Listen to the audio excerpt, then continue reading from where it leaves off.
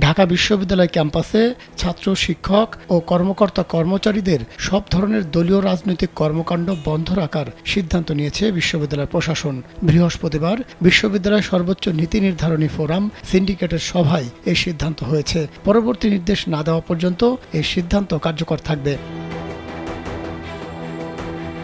বৃহস্পতিবার সন্ধ্যা ৭টা থেকে রাত 8:45 পর্যন্ত সিন্ডিকেটের জরুরি সভা হয়। সভায় সিন্ডিকেটের 17 সদস্যের মধ্যে 15 জন অংশ নেন।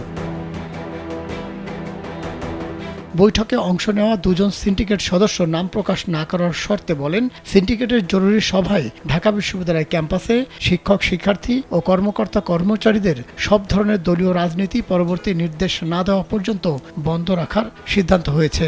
সর্বসম্মতিক্রমে এ সিদ্ধান্ত নেওয়া হয়।